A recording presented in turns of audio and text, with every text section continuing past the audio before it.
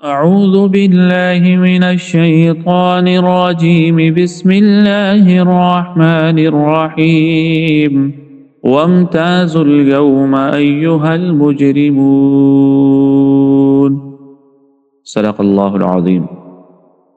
وامتازوا اور الگ ہو جاؤ، الیوم آج کے دن، ایھا المجرمون اے مجرموں۔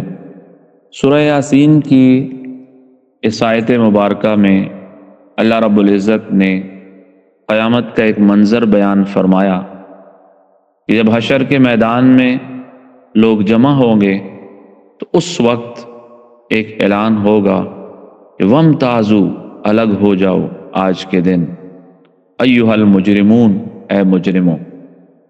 دنیا میں سب اکٹھے ہیں، مسلمان بھی، غیر مسلم بھی، نمازی بھی، بے نمازی بھی، خوش اخلاق بھی، بد اخلاق بھی، نیک بھی، بد بھی، سارے اکٹھے۔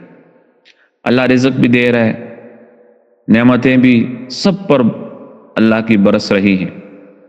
اس سے انسان کو دھوکہ ہوتا ہے کہ شاید ہم سب ٹھیک چل رہے ہیں، اگر غلط ہوتے تو اللہ رزق بند کر دیتا۔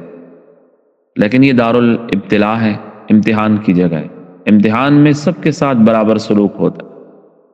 اس امتحان کا نتیجہ موت کے وقت اجمالی اور تفصیلی نتیجہ حشر کے میدان میں آئے گا کہ جب یہ اعلان ہوگا کہ آج مجرم الگ ہو جائیں، تو ہم روزانہ سوچیں کہ جب یہ اعلان ہوگا تو ہم کس صف میں ہوں گے، مجرموں میں ہوں گے یا نیکوکاروں میں ہوں گے۔ روزانہ اس پر ہم سوچیں اور اس آیت کو بار بار اپنے سامنے رکھیں۔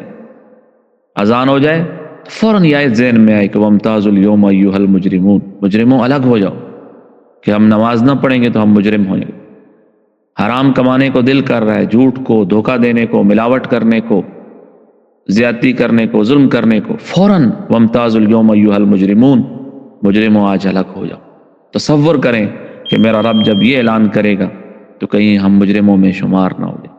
آج اللہ سے معافی مانگے، روئیں اور یا اللہ ہمیں مجرموں میں نہ بنا، میں نیک لوگوں میں شامل فرما، اچھے اعمال کریں، اللہ سے توبہ کریں، معافی مانگ لیں، اللہ کو راضی کر لیں۔ آج ایک آنسو اللہ کو راضی کرنے کے لیے کافی ہے کہ تنہائی میں بیٹھ جائیں اور اپنے گناہوں کو یاد کر کے روئیں، اللہ جہنم کی آگ حرام کر دے۔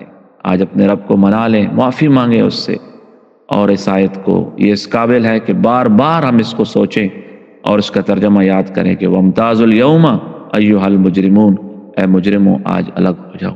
اللہ رب العزت اپنے فضل سے ہم سب کو اپنے نیک لوگوں میں شامل فرمائے اور مجرموں کے ساتھ ہمارا حشر نہ فرمائے، آمین۔